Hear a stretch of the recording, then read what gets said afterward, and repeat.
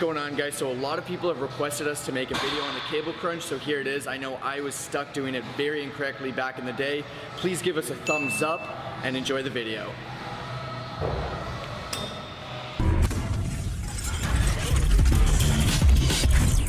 First and foremost, as you guys know the drill, we're going to 3 common mistakes. The first one, this is going to be opposite to all the other videos we make. You don't want to retract that scapula. This is the one time you want your spine completely bent.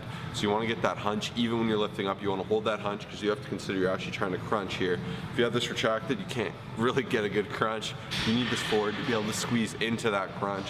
And that is number one. As you can see, Kyle's doing it here. He's got his back very postured. It looks very awkward. It looks like he's trying to kiss the floor, and that's what you're gonna get, as opposed to actually trying to drive that chin all the way down to the knee and really get that big contraction that you're aiming for with this exercise. Number 2, guys, is trying to kiss the floor. This is the most common mistake because you're actually completely screwing up your range of motion. Think of a crunch, you're trying to drive yourself all the way forward towards your knee. This is the exact same thing, it's just a different plane of motion coming from the top. So you want to start with that back hyper-extended, and as you guys can see, I'm driving that chin inward. Looks a little silly, I look very hunched, but that's what's going to give me that squeeze. And then kind of like a 2.5 of sorts is to hold the squeeze. You need to play around until you actually feel the squeeze and you feel all of your abs being worked. If you're going too heavy, you're really going to screw yourself up because you're not going to get the contraction you need to make this exercise worthwhile. If you're going too light, you're not going to feel anything. You're going to have to rep it for days, and that is another huge issue. So really drive that chin inwards, kind of push everything down, really squeeze in that stomach and focus on that mind-muscle connection.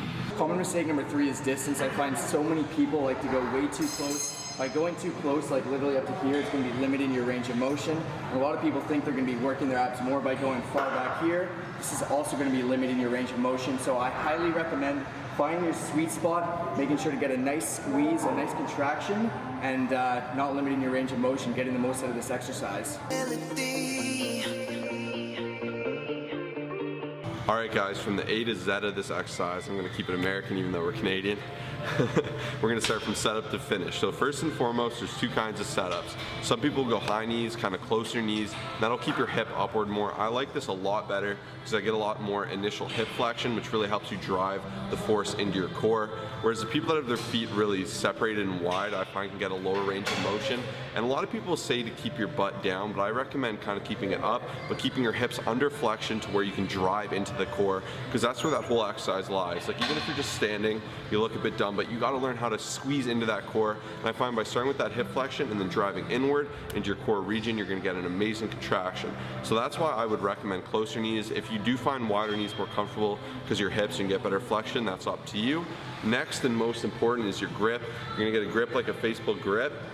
You're gonna grab on. Now here, I really recommend pulling it down all the way to the shoulder. Some people say head, but I find when you let it stretch and move, it's easy to start overcompensating by pulling through your arms with your lats, and that's not what we're going for. We want that right on the ab. So you're gonna pull that downward here, as you guys can see. I have it nice and close to my head. Now from here, I kind of get that weird little bend in the back, right? So that's a hyperextension of the back, which is normally a horrible thing in exercise. So this is the one time we're gonna run contrary to that typical rhetoric. But here, past that, I'm driving the chin inward, and I'm trying to put a lot of force on my abs and keep that all the way down to a huge contraction. You guys can see, I like to hold and make sure I'm really isolating the muscle. But on the way up, you're gonna wanna go to where you feel your abs nice and extended. Not overextended, you don't wanna go too high, that's another common issue. You wanna go just where they're fully stretched out and fully contracted, just like any other muscle. Just like a bicep, you extend, you contract, and that's all it is. And with anything you do, that's what's important. But for this one, above all, play around with things, give it a try, and make sure you're actually feeling your abs when doing this exercise. Thank you guys so much for checking out this video. If you liked it and you learned something, please smash that like button. It really helps us out. Drop a comment, say what's up, say you liked it. Any questions or comments you have, we're happy to answer.